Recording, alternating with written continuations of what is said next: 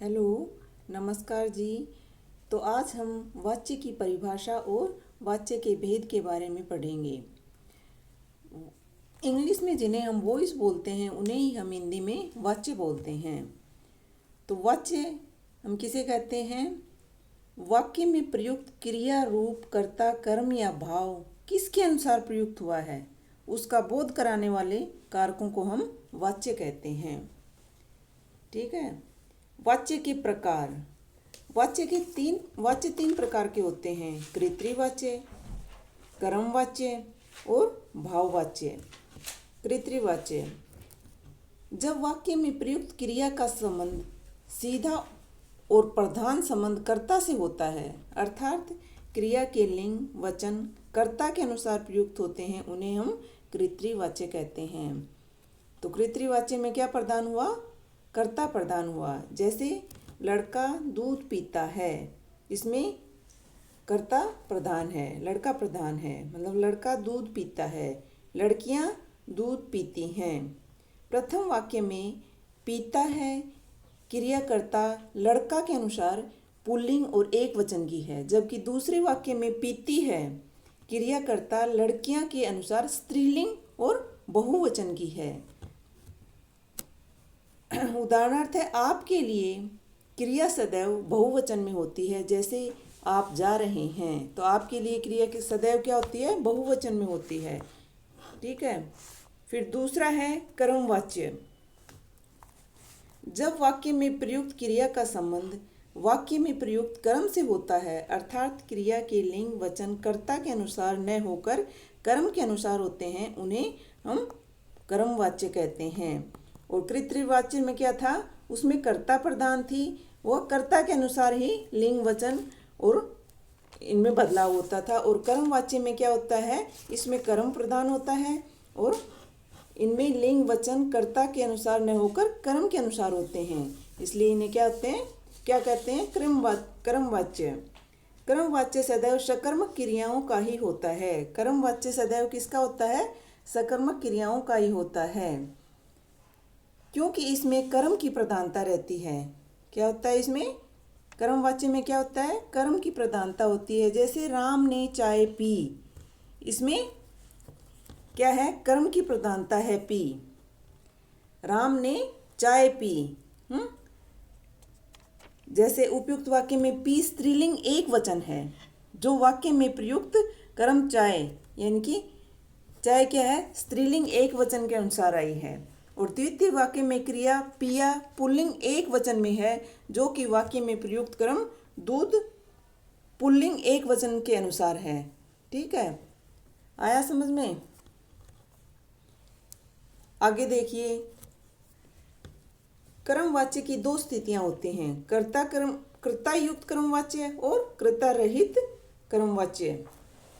क्या होता है कर्मवाच्य की दो स्थितियां?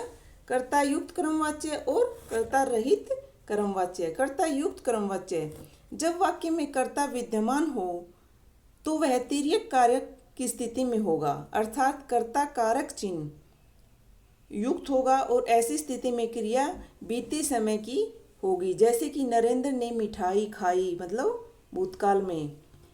रोजी ने दूध पिया, रोजी ने दूध पिया। फिर कर्ता रहित क्रमवाच्य।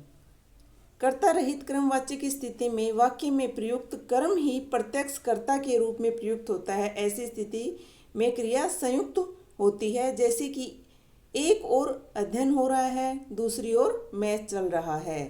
तो ये क्या हो गया? इसमें कर्ता नहीं है, इसमें क्या है? कर्म ही प्रधान है। तो इसमें क्या हो जाता है? क्रिया संयुक्त हो जाती है। जबकि क्रिया की पूर्णता की स्थिति में क्रिया पद में गठन आ ई ए मुख्य धातु में न जुड़कर उसके तुरंत बाद में प्रयुक्त सहायक धातु से जुड़ते हैं। जैसे मोहन की घड़ी चुरा ली गई, चोर पकड़ लिए गए। ठीक है, जैसे मोहन की घड़ी चुरा ली गई, चोर पकड़ लिए गए। फिर तीसरा है भाववाच्य। जब वाक्य में प्रयुक्त क्रिया न तो कर्ता के अनुसार होती है और न कर्म के अनुसार, बल्कि असमर्थता के भाव के साथ वहाँ भाववाच्य होता है। जैसे आंखों में दर्द के कारण मुझसे पढ़ा नहीं जाता, इसमें असमर्थता दिखाई दी तो यहाँ क्या हो जाएगा, भाववाच्य।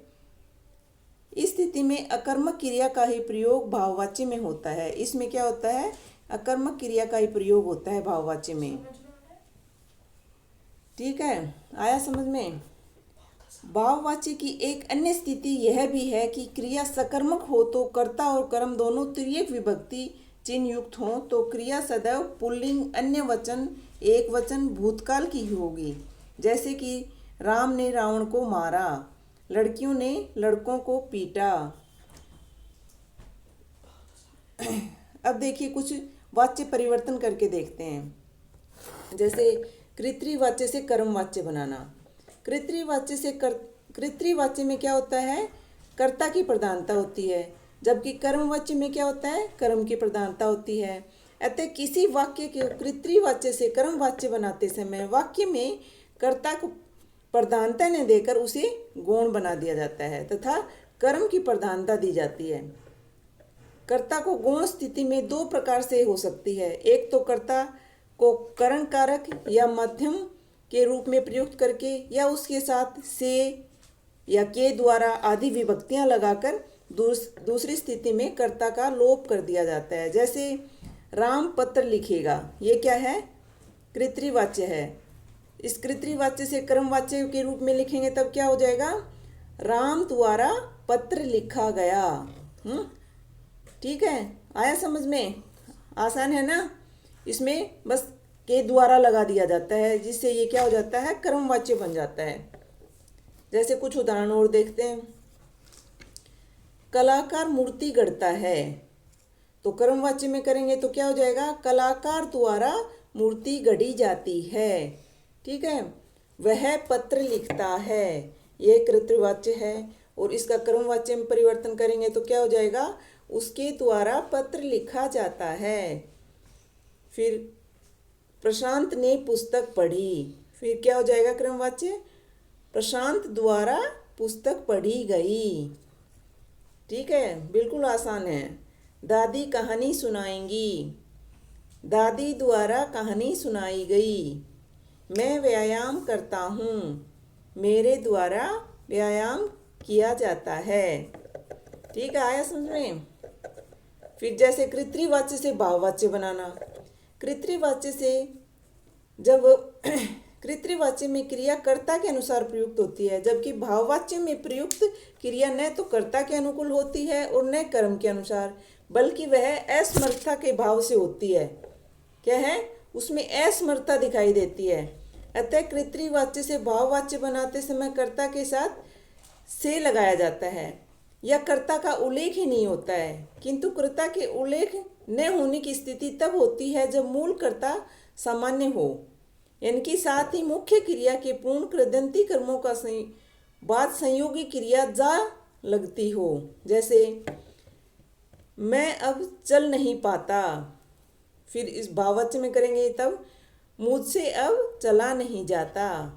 ठीक है, जा लग गया ना, तो ये क्या हो गया, मुझसे अब चला नहीं जाता। गर्मियों में लोग खूब नहाते हैं, गर्मियों में खूब नहाया जाता है। वे गा नहीं सकते, उनसे गाया नहीं जा सकता। संयोगी क्रिया क्या लग जाती है इसमें, जा। ठीक है, फिर क्रमवाच्य से भाववाच्य से कृत्रिवाच्य बनाना।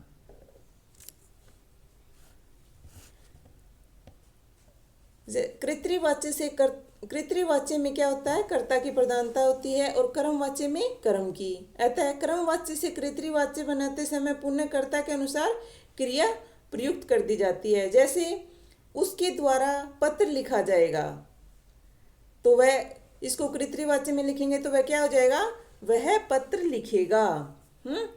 बच्चों द्वारा चित्र बनाए गए, फिर इसको कृत्रिवाच्य में करेंगे तो क्या हो जाएगा, बच्चों ने चित्र बनाए। गधे द्वारा बोझ ढोया गया, तो गधे ने बोझ ढोया। ठीक है, आया समझ में।